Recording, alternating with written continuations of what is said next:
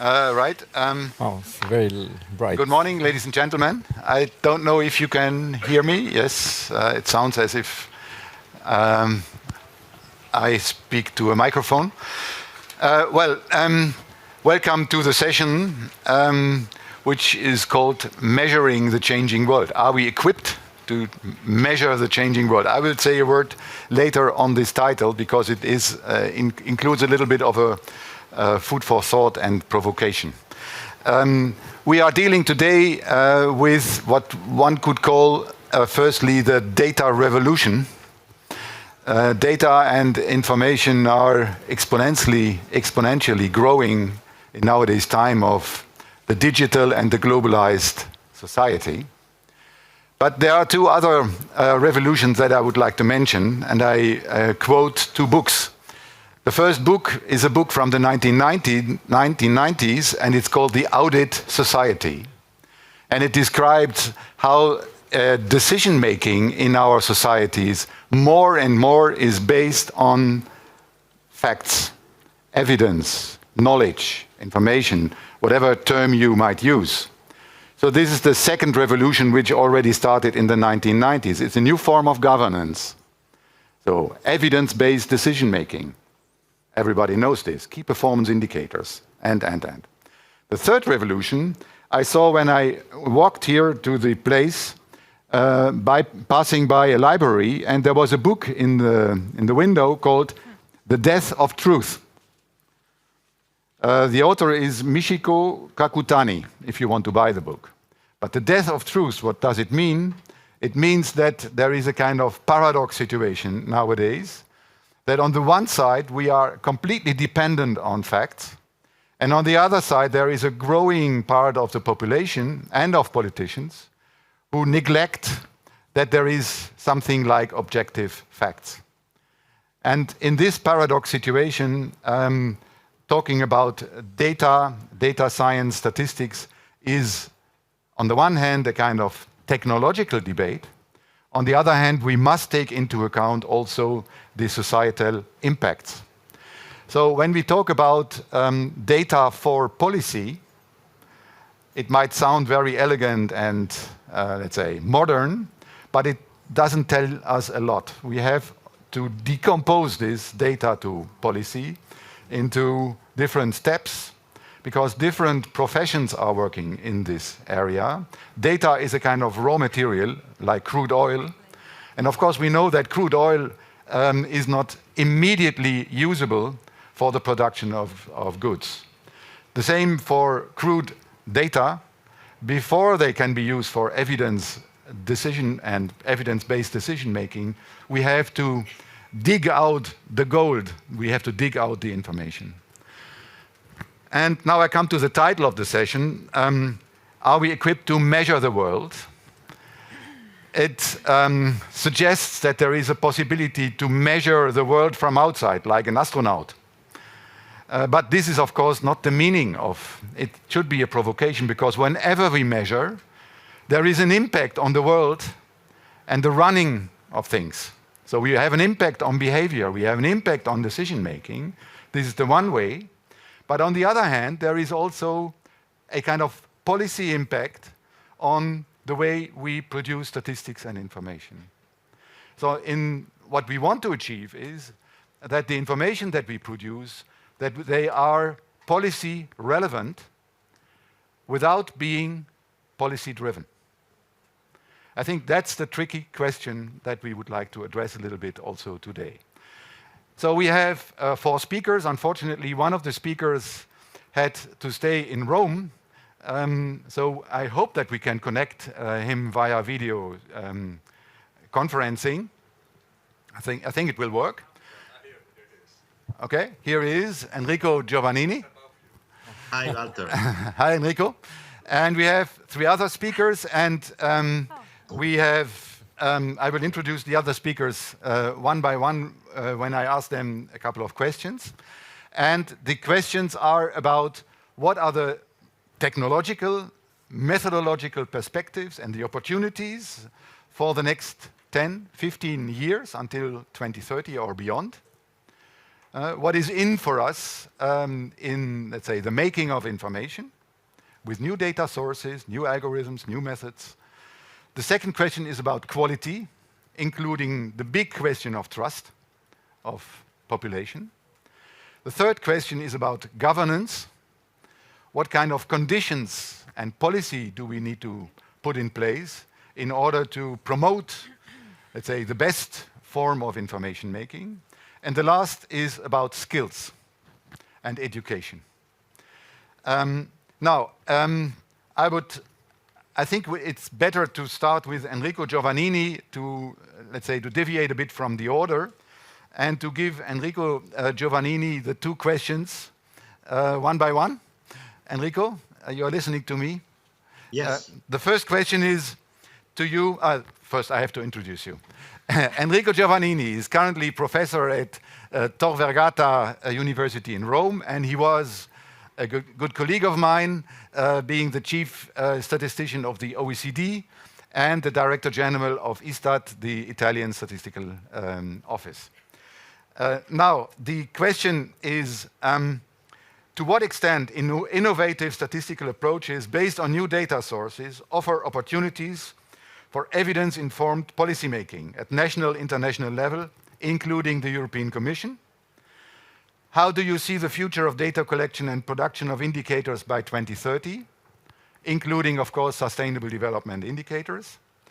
And which novel approaches do you foresee? Enrico. Thank you very much, Walter. Good morning, everybody. I'm sorry for not being there, but I had a problem and I couldn't travel. Let me try to answer your questions all together, especially underlining the importance of the recent speech by the new president-elect Ursula von der Leyen, that I know, by the way, she was Minister of Labor when I was Minister of Labor. We worked very well together about the future of Europe, with a transition to the green economy, to the transition to a just society under the umbrella of the 2030 agenda. By the way, in her first acts, especially the letter sent to all commissioners and vice presidents, there is a clear reference to the responsibility of commissioners and vice presidents to achieve the 2030 agenda on sustainable development. It's a big challenge, we know very well, but on the other hand, and you will quickly understand why I'm quoting that, she asked Paolo Gentiloni, the Italian Commissioner to Economic Affairs, to redesign the European semester using the 2030 agenda as a reference. This is a huge change compared to the previous Commission, and I know that several Commission services are working on that. When in 2015 I chaired the panel who proposed to reorganize the EU research and innovation, technology and innovation policies towards sustainable development, this was something that we had already imagined, recommended, but now is on the desk of the new Commission, and this will have huge implications for statistical offices. The European semester is the process through which Europe tries to coordinate economic, social, and environmental policies. Therefore, as we wrote as independent commission on sustainable equality, the report published at the beginning of the year, the new European semester should start from, instead of having an annual growth survey, we should have an annual sustainable development survey, which means that by the beginning of the year, each year, the statistical offices, the European statistical system and Eurostat, should be able to provide the Commission and the Council and the Parliament with a set of data that should be aligned in terms of timing, while we know very well that economic data are more timely than environmental and especially at this stage social data, but also data comparable data and disaggregated data, also because the new European regional policies will adopt the 2030 agenda as reference. Now, the new technologies help us in estimating new variables, more timely variables, but I would say especially now in the field of environmental statistics, where satellites, sensors, and so on are able to provide fresh estimates of key variables such as CO2 emissions, CO2 or other greenhouse gases, concentration, pollution, and so on and so forth. So what I expect is that these new technologies will help the European Statistical offices and system to speed up the production of this kind of data. But we are still lagging, and we will be still lagging behind in terms of social data and disaggregated data. Therefore, I think that there is a lot of work to be done in terms of research, innovation, development, in terms of integration of data at macro, meso, and micro level. Also because if we want to design policies according to the 2030 agenda, we will need much more than now data about panels, for example, of individuals, panels of enterprises, because the policies that Ursula von der Leyen has highlighted will have a huge impact in the way in which the economy will be working, sectors will be working, and therefore the interaction between the economy, the society, and the environment is measured. Okay. This also means the development, and then I will stop, of integrated social, environmental, and economic accounts, especially because for simulating policies over the next 20 years, we need models. We need integrated models that require integrated accounting. So I think, just to conclude, that this will be a huge undertaking for Europe, and this will require also a change in governance, especially in terms of exchange of microdata and cooperation between national statistical offices and private data producers who have the ownership of new data, big data, and other data. And of course, just to stop here, the statistical office and the statistical systems need to integrate much better within them, because a lot of data are owned by other public administrations. Administrative registers need to be used, especially to reach the territorial breakdown. And so, as we said in the SGAB report, SGAB is the board on the governance of European statistical system, and we are preparing the new report now. A lot of challenges also from the governance point of view has to be faced. Thank you very much, Enrico. You have also addressed already at the end the second question that I wanted to ask, so namely the question on governance. So you have spoken about the governance around statistics and the governance around data, so policy for facts and policy for data, one could say. But maybe we can come back later in the discussion to that point if this is of interest.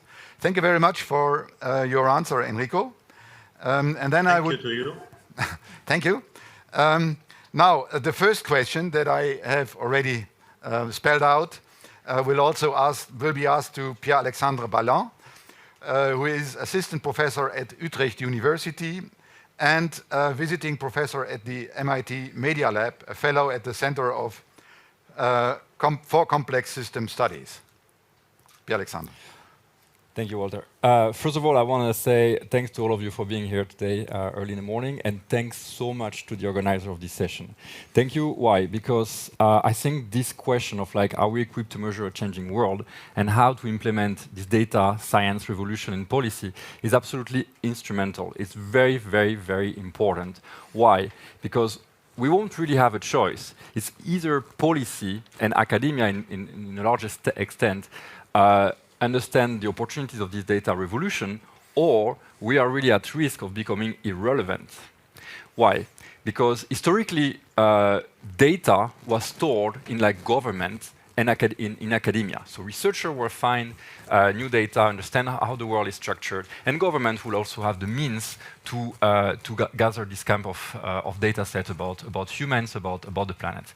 But since the 1990s, things have changed, and especially when it comes to like social and economic data, the finest grade temporarily dated data is very much owned by large corporations, such as LinkedIn, Facebook, Amazon, Alibaba, Tencent, WeChat. Anyone who travels to China using WeChat understand how much data WeChat has about the entire behavior of customers, mobility, loans, payment patterns, like literally everything, every aspect of human life is basically owned by a few companies in the world.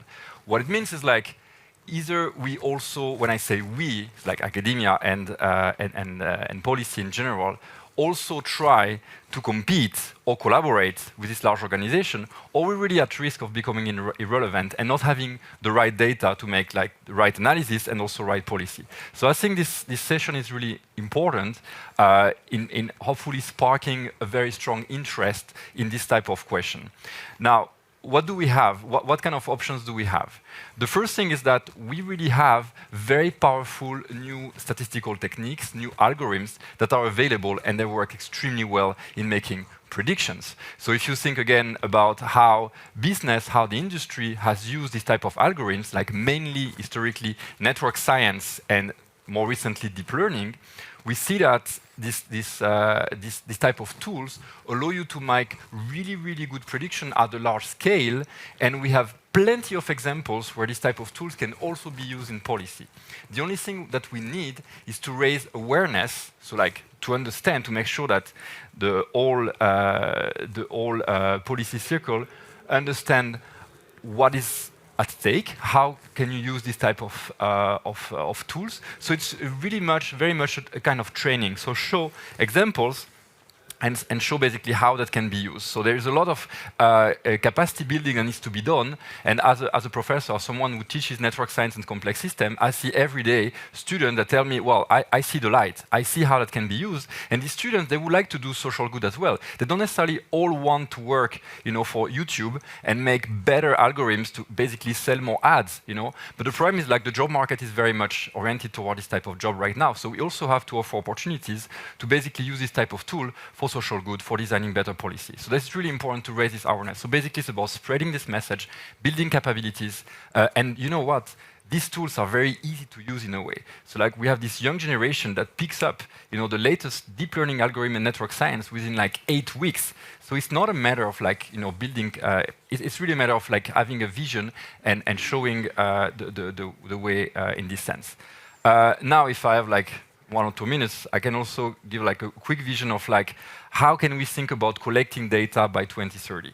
So if I think about collecting data by 2030, I very much want to use data collection by looking at the behavior of our citizens or our researchers in the context of the Research Innovation Days, instead of collecting data directly. So like the old techniques of like asking surveys just doesn't work because people don't really respond all the time, and they also don't necessarily know very much, even like data about themselves, because they don't have like this kind of perspective.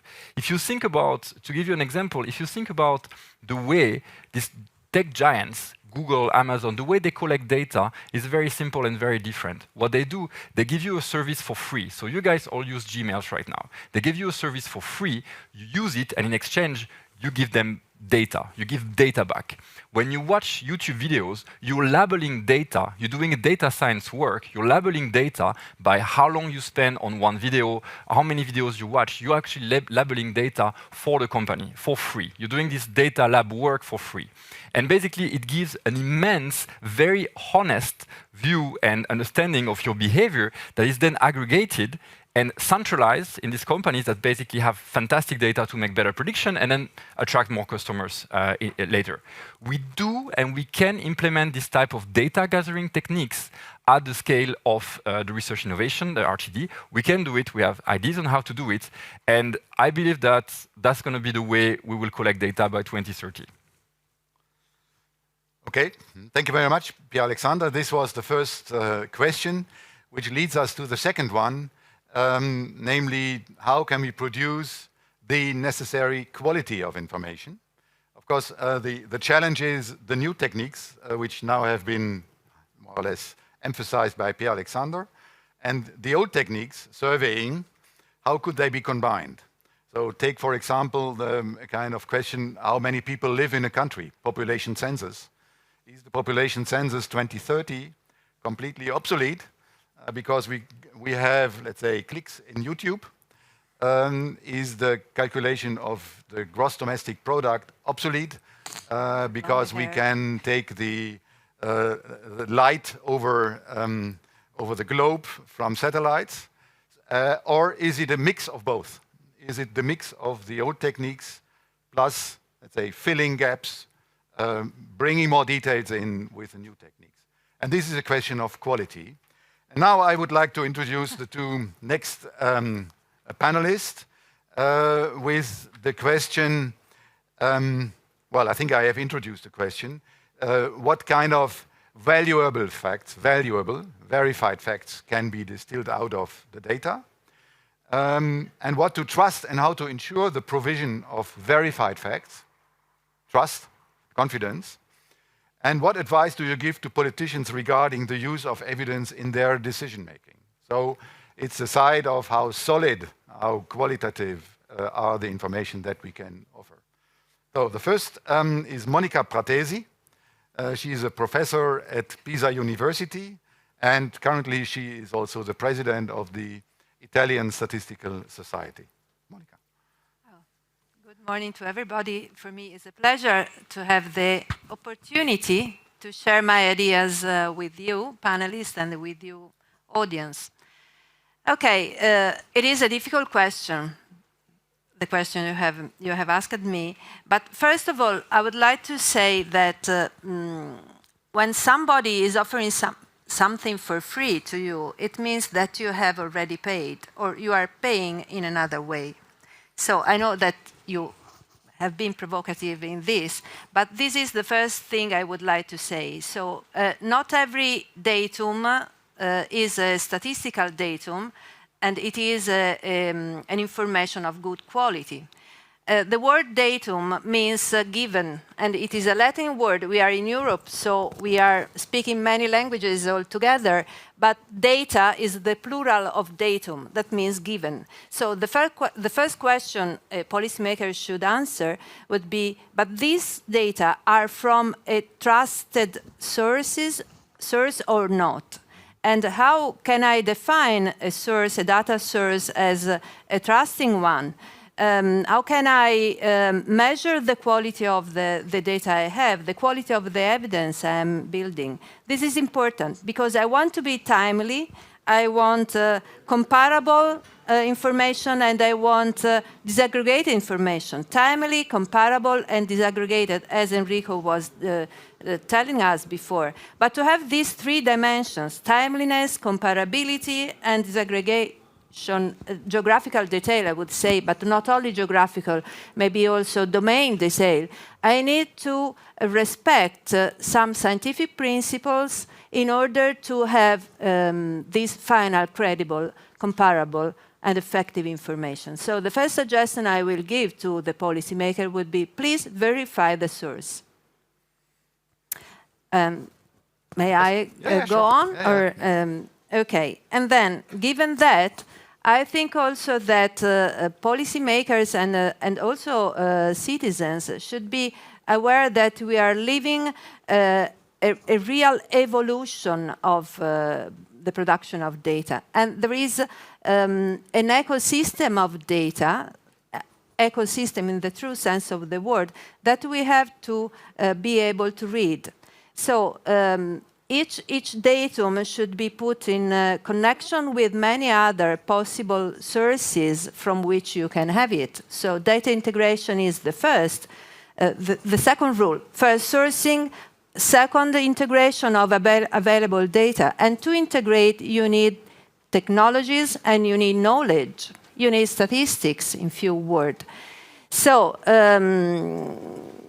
after the integration, and when you have all the good quality data you need to interpret them. And to interpret them, you need to be aware, using a word that you have used, aware of the whole data production process that is complex. It is not equal to what we had in the past. So this new data production process requires, I would say, a new literacy, a new statistical thinking. Because when I was a child, in terms of studying and research, my teachers told me that not every datum is a statistical datum. So they added this adjective in order to qualify the fact that you have verified the source, you have done all the integration you could have done, and then you have interpreted it on the light of data quality. So this is important. Okay. Try to use the statistical as adjective again. Okay. Thank you, Monica. So the last speaker I would like to introduce is Diego Kuhnen from Switzerland. He founded Statu Consulting many, many years ago. And he is also a professor of data science at the Geneva School of Economics and Management. Diego. Okay, so thanks for having the opportunity to be here. So I'll go on just with the beginning of Monica. Data, and this is about the boring thing. I'm speaking about data, so it's not about the output. So data, as she mentioned, is really from the Latin word given. And I don't think if it's the right word nowadays. I prefer to say data is taken. This was taken by human. Human decided how to measure it. Human decided with what measurement tools, for what usages. So all these quality things are in this taken step. So there the Latin verb would be copped, I think. So taking out of this, data is taken. This is like a process, a data value creation process, where you start with the raw material, and this is a process. So this means the same if you go then to facts, from data to facts is a complete process with many steps.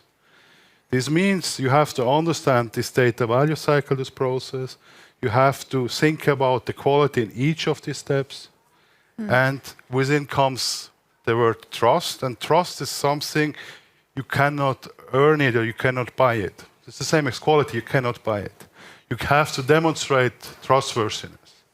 And this, I think, is a key where, for example, official statistics is so important in this area we live in, because over the years they demonstrated the trustworthiness by really putting in place quality management systems, by really emphasizing on international principles, standards, agreed things, how to communicate, how to measure quality. And with respect to this is also what I advise for policymakers is really they should help to educate the future the citizens, to have a data literacy, to have a statistical literacy, to have basic notions, I think, of quality, of continuous improvement, of accepting this is not just a number, next year will change, uncertainty. And this, I think, policymaking could help here a lot for educating the future generation. This is a little bit this thing I see. So summing up a little bit here, what I see currently going on, everybody's looking a little bit for new ways, for new solutions, but I think what's more needed than new solutions are new ways for arriving at solutions. Like saying we have existing processes, we know they are not optimal, but we have to improve these processes. We have to make them better, to become sustainable, to become trustworthy, every step in the process, to become responsible.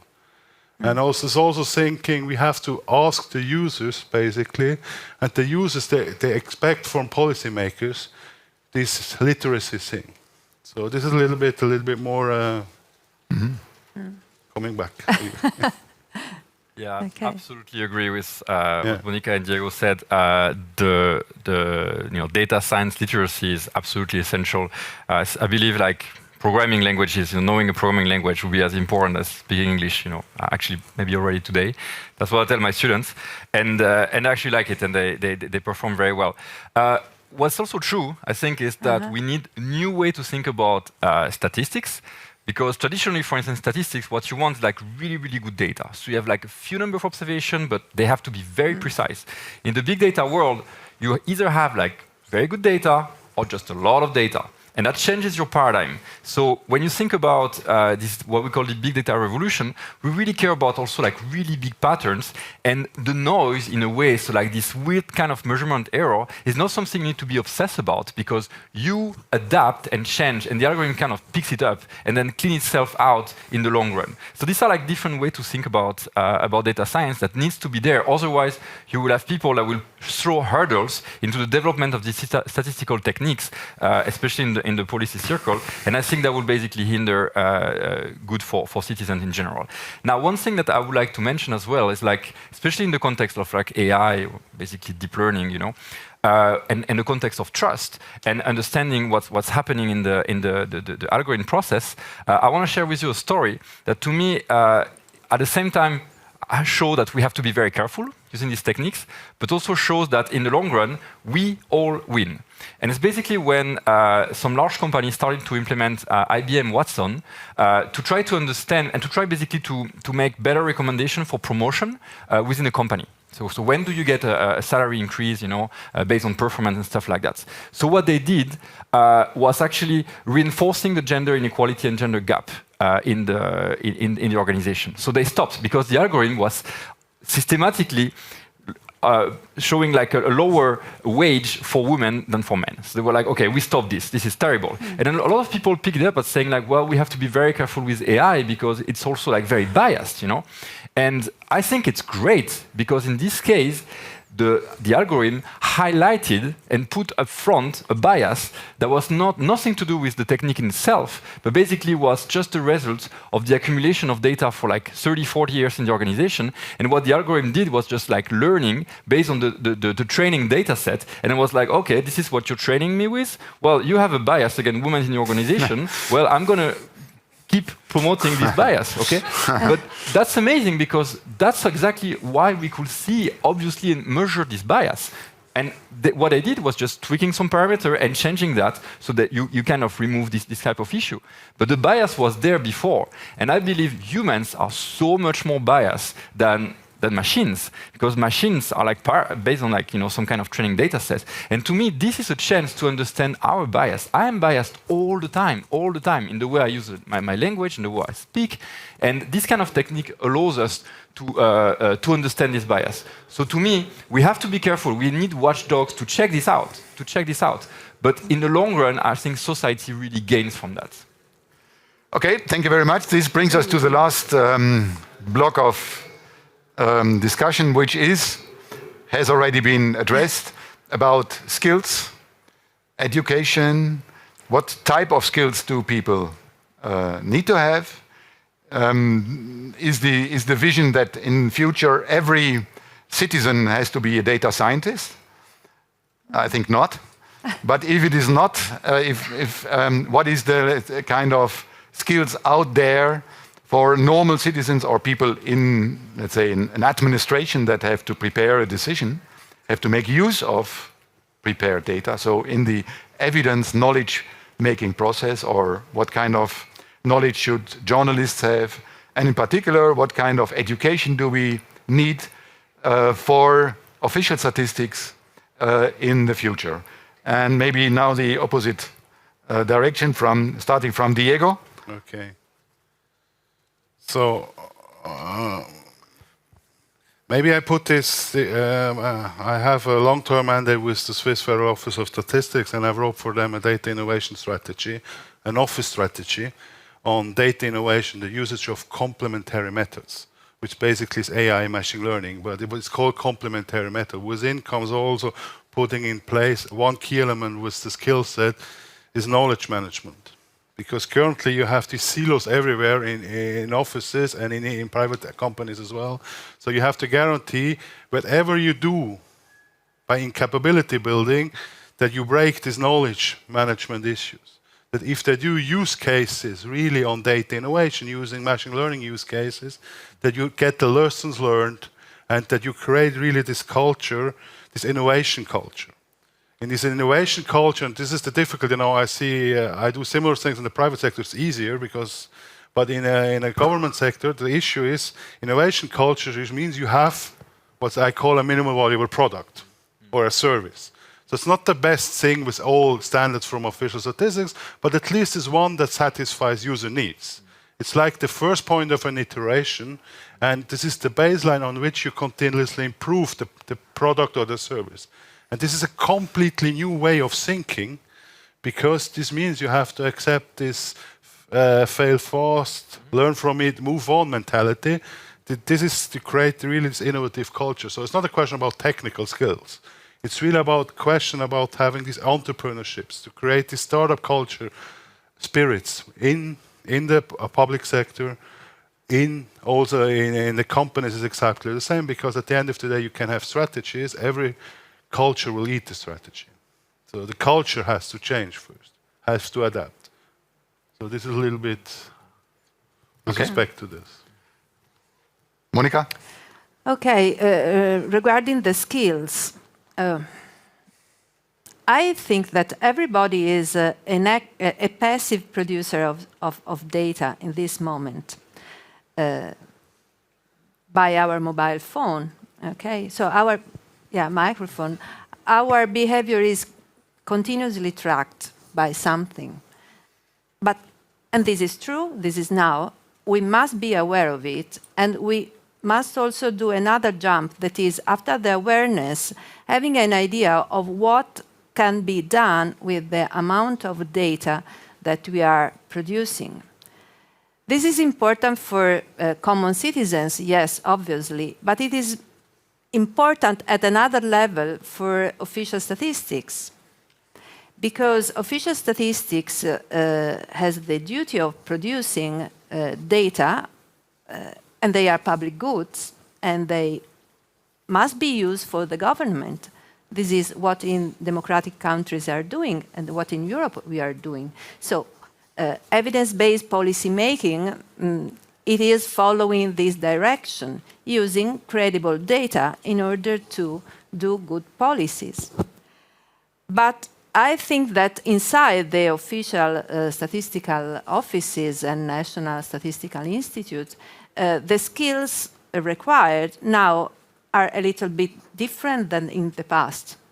So we should destroy the silos-based competencies that we have used in the past and trying to integrate the knowledge of social phenomena that is important with a more technical preparation, and also with the statistical methodology, but not only, we need also to know artificial intelligence methods, algorithmic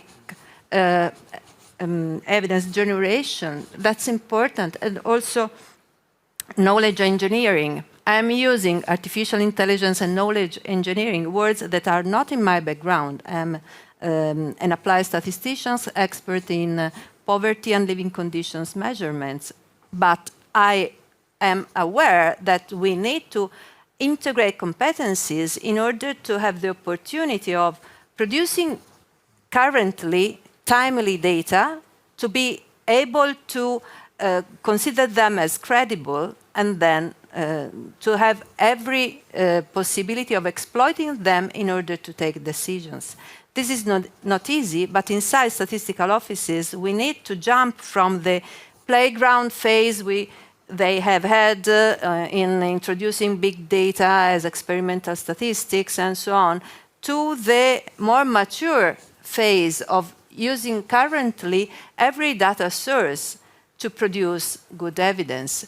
This requires a new literacy. I'm saying that we need to unlock a new statistics, yes, integrating competencies, and also doing a hybridization process more than integration and interdisciplinary process. This requires to have the ability to dialogue between different disciplinary fields. This is not given for granted, believe me, but we need to educate new generations along these lines. Otherwise, we are producing blind future generations, passive data producers they are already paid, even if they have a service. You are the first to say that they are private companies, so they have a different goal than scientific knowledge. Instead, we must be interested in scientific knowledge and in policy making according to these rules. I don't want to reinvent the wheel. There are modern antiques like the concept of mean, variability, spurious correlation. Take in mind that correlation does not mean causation, never. And we need to renew it. But then we have another set of concepts like endogeneity, compliance effect. I'm speaking technically, but these concepts are important. And if we have not a common luggage of concepts in order to understand and interpret the data, we have not done our duty. Okay, thank you very much to the panelists. Now it's your turn. I think, I hope that we have inspired you to ask a couple of questions. So please come in. That's the meaning of this research innovation fair here in Brussels, that you ask your questions, even if they are not, let's say, the technical questions for the statisticians or data science people. So please. Who would like to start?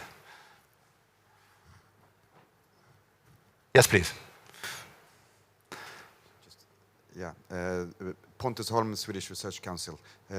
How do you talk a lot about the data that is available from various sources, your mobile phone, your surfing, etc. But how do we avoid measuring only what we can measure instead of what we need or want to measure? Mm-hmm. Okay. Maybe we collect more, or we give you time. First, oh no, there was a second.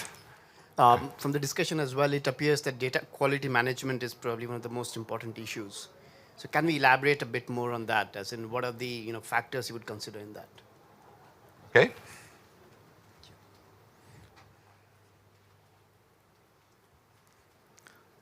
One of the topics was we need more digital or data skills. And how do we have statistics or evidence on that, and about how we should organize that? What should be good ways, and do we have the data on that? Mm-hmm. So maybe next one, and then we make a okay. Fourth question, please. The lady, let's say, the neighbor of the lady.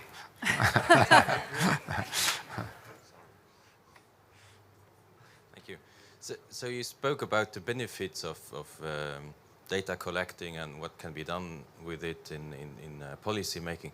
But how do you convince the people who will be giving this data about the security and that you are not running any surveillance processes within it? Because this is important.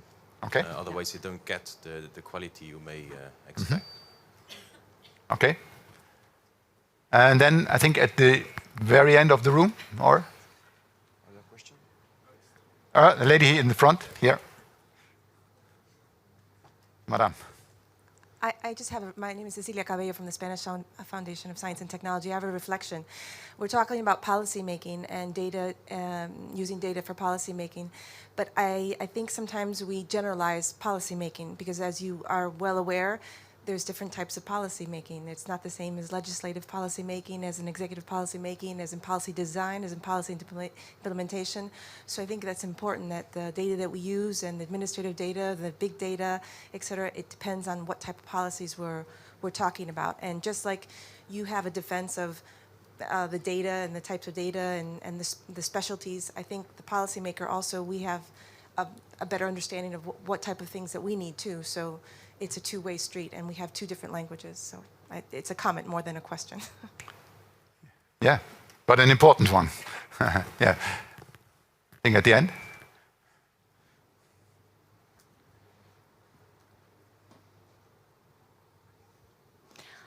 Hi, thank you so much for this very interesting session. So I'm Joanna Lemig from the Champalimau Foundation in Portugal.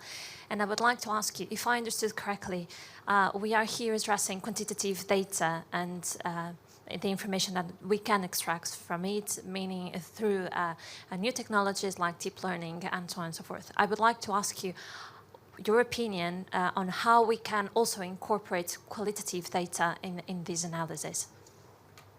Mm-hmm.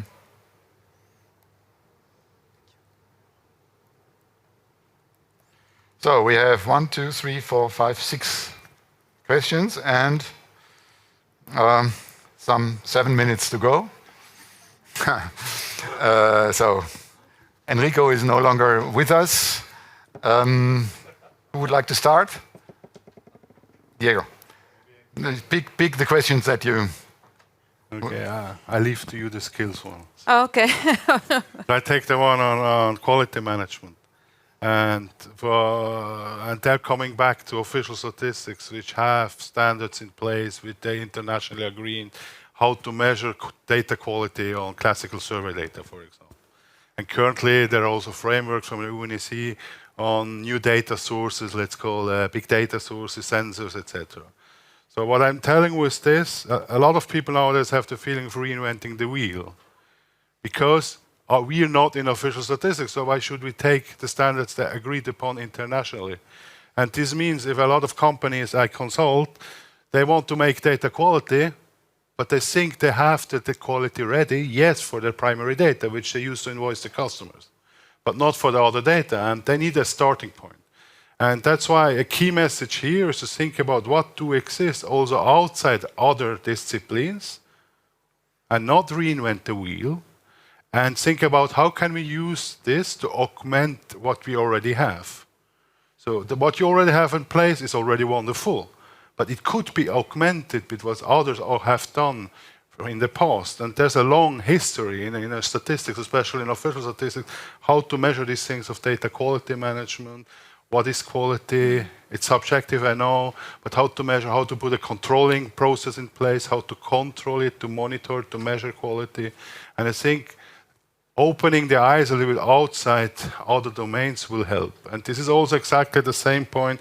Think about ethical things. There are ethical standards in place in statistics since a long time. Now everybody's speaking about ethics in AI, but never somebody looks at the ethical principles which, for example, are in code of conduct of the European Statistical System or of the United Nations. Mm-hmm. And most of them is exactly copy-pasting. And this is a little bit, there's so much things around outside your own discipline. And this is this multidisciplinary thing which is, I think is very important. Who would like to come next? Madame? If I have understood well, somebody said, are we sure that we are measuring what we want and not what we can measure? Yeah. Okay, this is the question, I would say, because citing you, do not reinvent the wheel. Yeah. This problem is the problem for statistical production since the times of Taki, Deming, and I would say also Ben-Zechri, just to cite somebody from here around. Yeah. We have to design the data collection process. The big revolution, if you want to call like this, is that with big data sources, you are not designing the data production process. You are accepting, taking the data that automatically have been producing by the machinery, in quotes.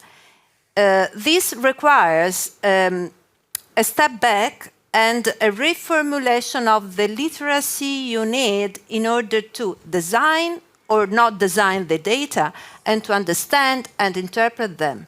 That's essential. According to me, and I would say to us, this step back has not been done yet.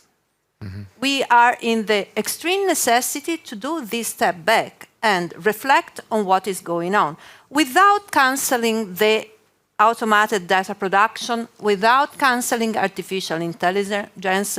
We are not so obscurantist, I would say.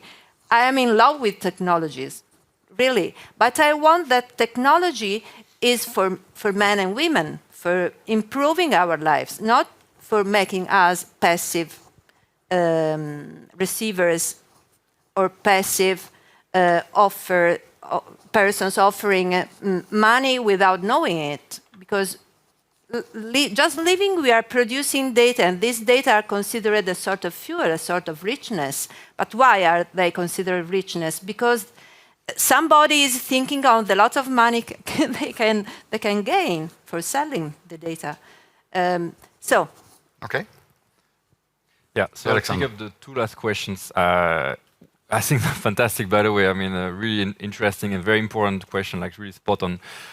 One is like, okay, how do you make sure that if we collect data directly through citizens or researchers, how do you make sure that there is trust in place, and basically that we make sure that people benefit from this type of data collection? I would say let's not wait for the trust of citizens into that. Let's first do it, collect by giving incentive. That's how actually you give data to Facebook, to Gmail, right? We give you a fantastic incentive. It's like free services, and then we just collect data afterwards. Let's do that and show that it works. Because if you wait for people to actually trust this type of process before it even starts, I think it's going to be too late. And I think I really have a sense of urgency here, because otherwise we lose relevance compared to the private sector. So let's first do it. Let's build it. And then people realize, well, actually it's helping me. Great. You know, that's much. I think it's much more pragmatic, and it's going to work in a better way like this. The role of qualitative data.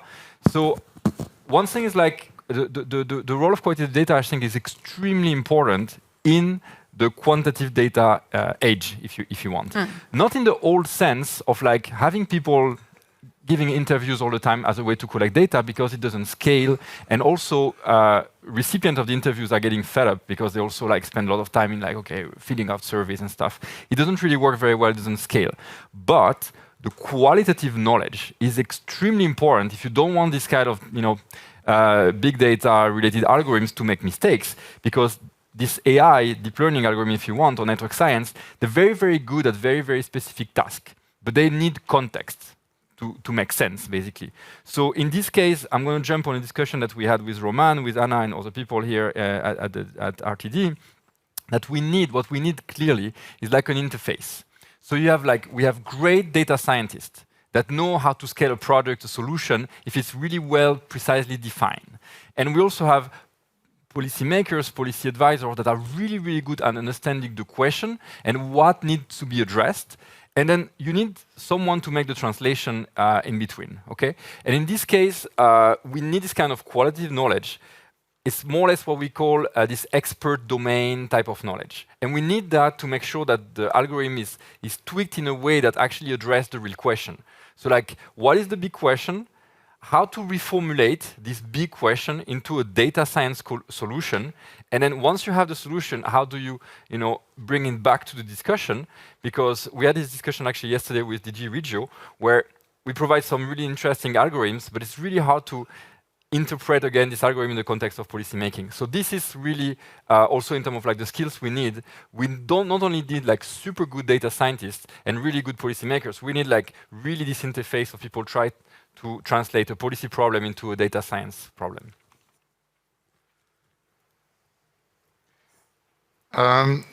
Well, thank you very much. I think more or less, if I'm right, the questions have been addressed in a way. I hope you could get some answers to what you had in mind.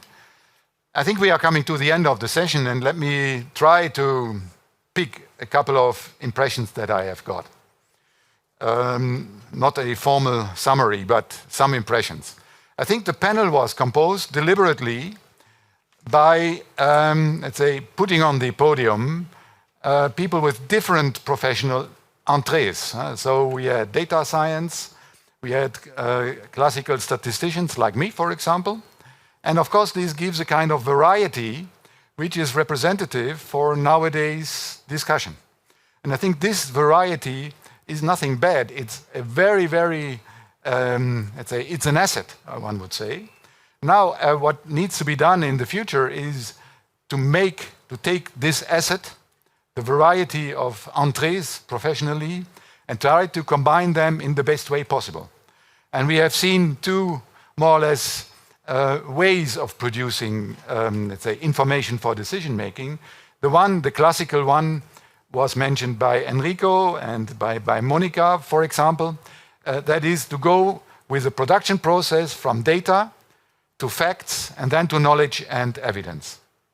So you go this way. And you have standards which make your facts comparable between different countries.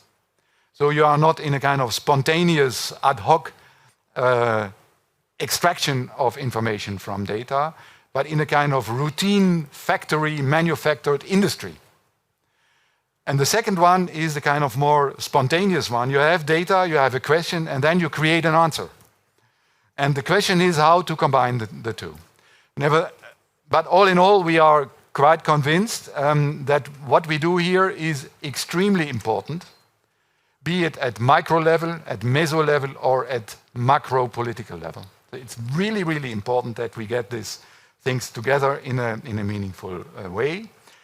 Enrico Giovannini has mentioned also the incoming commission, and that statistical offices need to be aware that maybe in the future, what we used to know, which is the European semester for the economic part, might become something amended in the sense of sustainable development.